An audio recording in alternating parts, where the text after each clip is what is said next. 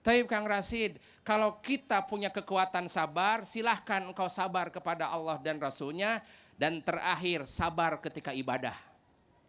Kang Rashid, bolehkah diterjemahkan apa itu sabar? Sabar itu dalam kamus Mu'jamul Lughat kayaman Imam Ibnu Faris ada 3 makna. Sabar itu. Sering kita dengar kalimat sabar, tapi belum tentu memahami maknanya.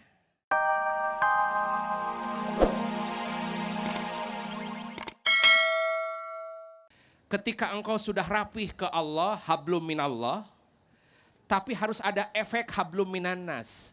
Siapa yang pertama kali harus diperbaiki hubungan dengan manusia adalah ibu bapakmu. Punten sekali, bahwa kenapa Kang Rashid saya harus bakti kepada ibu. Para ulama menerjemahkan ada 3 sebab. Kenapa harus bakti kepada kedua orang tua? Pertama, sebab pertama, ibu itu dulu ketika sebelum menikah dan sudah menikah suka datang tamu tak diundang. Namanya haid. Perutnya itu sakit dan mules. Tapi dia terima, ya Allah aku ridho. Hatiku dan perutku sakit karena inilah syarat untuk dapat anak. Maka sakitnya ibu tak bisa tergadaikan. Yang kedua, kenapa harus bakti kepada ibu bapak? Yang kedua, ibu itu ketika hamil berat sekali mengandung anak itu. Sampai digambarkan dalam Al-Quran, wahnan ala wahnin wa fisaluhu fi amain. Ibu bapakmu itu sedang mengandung kalian, itu adu gelajar. Dia tidur tidak tenang, tengkurap tidak nyaman, jalan begitu besar, berat rasa sakit yang ibumu rasakan. Yang ketiga, kenapa sebab kita harus bakti kepada kedua orang tua? Yang ketiga, ketika ibu melahirkan antara hidup dan mati. Bahkan sang ibu, papa, kalau anakku lahir, aku ridho kalau aku pun mati demi anakku. Pembelaan sang ibu begitu dahsyat kepada kita sebagai anak-anaknya. Ibu pertiwi negeri ini telah melahirkan pemimpin-pemimpin hebat. Ibu pertiwi negeri telah melahirkan ulama-ulama hebat. Baktimu adalah suksesmu. Ada satu kisah datang dari kota Madinah. Ada seorang sahabat namanya Alqamah. Alqamah ini kaya raya, dia konglomerat. Dia siangnya ruhbanun fil laili wa fursanun fin nahar. Alqamah ini sudah makaya, dermawan, ahli ibadah, ruhbanun fil laili, malam hari menjerit kepada Allah, wa fursanun fin nahar, siang hari jadi prajurit untuk menjemput rezeki. Namun suatu ketika dia pernah melukai ibunya. Kemudian Alqamah yang ahli ibadah, kemudian taat dermawan, kemudian ahli sedekah, ahli puasa, namun suatu ketika melukai hati ibunya, sebab dia sangat fokus kepada istrinya. Suatu ketika dia sakit, ini Alqamah, kemudian suruh ditengok, kata Nabi, tengok tuh Alqamah sedang sakit. Rasul mengutus 4 sahabat, Sayyidina Bilal, Sayyidina Ali Karwal Wajhah, Sayyidina Amr bin As, dan Sayyidina Uwais. Datanglah masuk ke dalam, ketika itu wahai Alqamah, syahadatlah. Lakinu mautakum, katakan Alqamah, la ilaha illallah. Dia tidak bisa, bunda ayahanda. Ayo Alqamah supaya kamu masuk surga, la ilaha illallah. Gak bisa. Kemudian Nabi dilaporkan, coba Alqamah punya ayah, tidak ada, Rasulullah sudah meninggal ayahnya. Punya ibu, coba panggil, aku ingin bicara sama ibunya. Jumpalah dengan ibunya, wahai bunda, kenapa itu Alqamah? Maaf ya Rasulullah, hatiku sakit dengan perbuatan dan akhlaknya. Kata Nabi, bolehkah ibu memaafkan anakmu? Maaf ya Rasulullah, aku tidak bisa memaafkan, aku sakit hati. Kata Rasulullah, wahai Bilal, kumpulkan kayu bakar di tengah kota. Bakar itu Alqamah. Solatnya tidak diterima, puasanya tidak diterima, sedekahnya tidak terima kalau menyakiti ibunya. Bakar itu Alqamah, kata Nabi. Ibunya melihat, jangan ya Rasulullah, jangan, aku maafkan kah dia. Lihat cinta ibu begitu dahsyat sekali. Punten sekali ketika itu setelah memaafkan, Alqamah mengatakan, la ilaha illallah. Meninggal. Itu cinta ibu dan bapak kepada anaknya sebesar gunung lautan dan dahsyat sekali. Jumpa kembali di segmen berikutnya. Bismillahirrahmanirrahim. قل يا عبادي الذين آمنوا اتقوا ربكم للذين أحسنوا في هذه الدنيا حسنة وأرض الله واسعة إنما يوفى الصابرون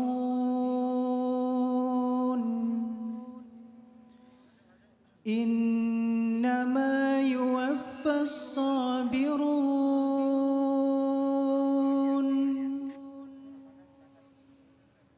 إنما يوفى الصابرون أجرهم بغير حساب صدق الله العظيم.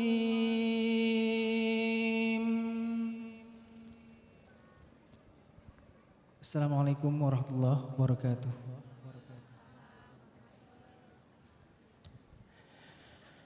Sadaqallahul azim wa sadaqallahul rasuluhul karim wa nahnu ala dhalika minasyahidin wassakirin walhamdulillahi rabbil alamin.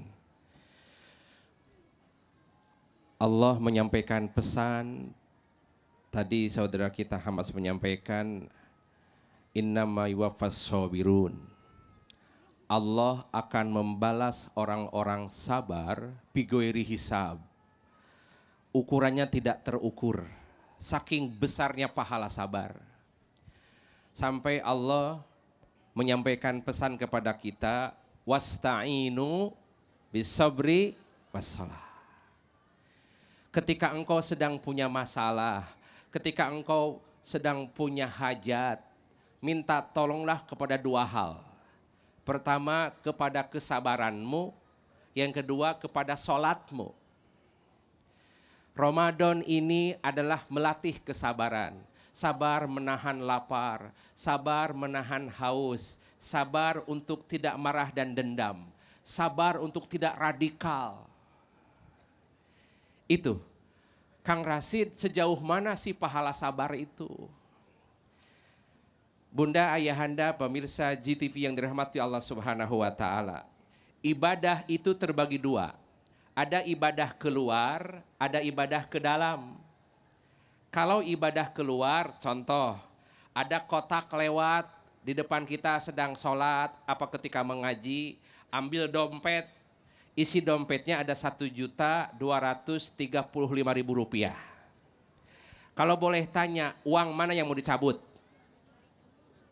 Rp5.000.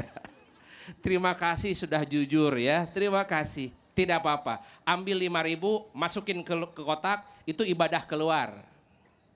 Kemudian setelah Idul Fitri muncullah Idul Adha, ibadah haji. Kemudian pergi haji, kasih ongkos, ibadah keluar. Ada azan berkumandang, azan subuh, Allahu Akbar, Allahu Akbar. Dia bergegas, berdiri, berwudu, masuk ke Masjid Al-Akbar Surabaya, ibadah keluar. Yang kedua, jenis ibadah itu ibadah ke dalam. Apa Kang Rasid contoh ibadah ke dalam? Adalah imsak.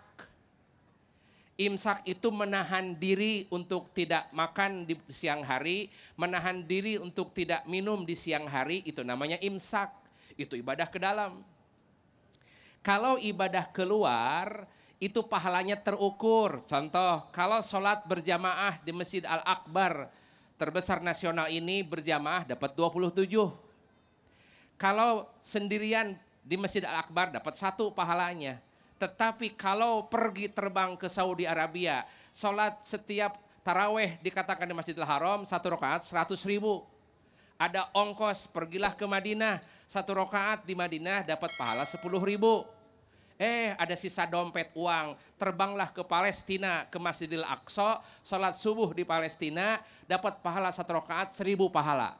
Tetapi kalau sholat di Surabaya berjamaah hanya 27, ibadah keluar.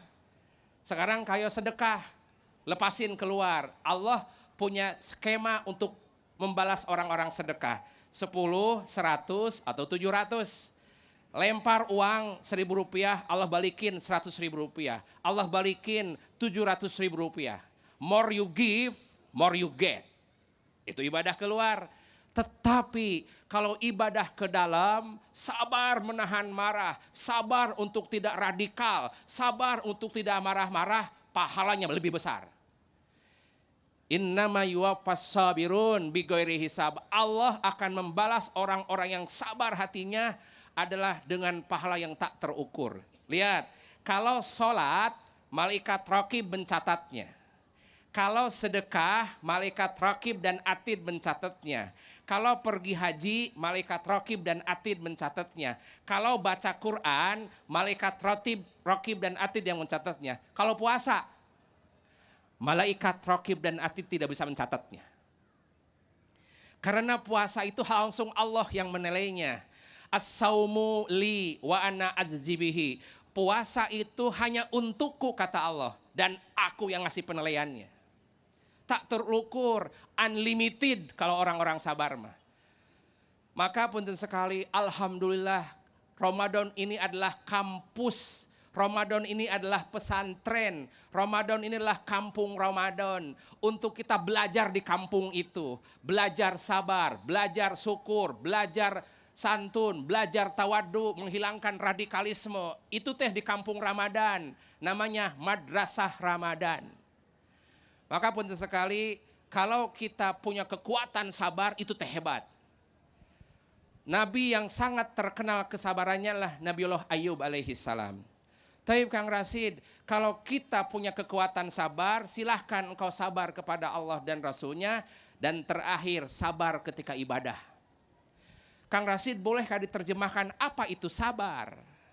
Sabar itu dalam kamus Mu'jamul Lughat kayaman Imam Ibnu Faris ada 3 makna.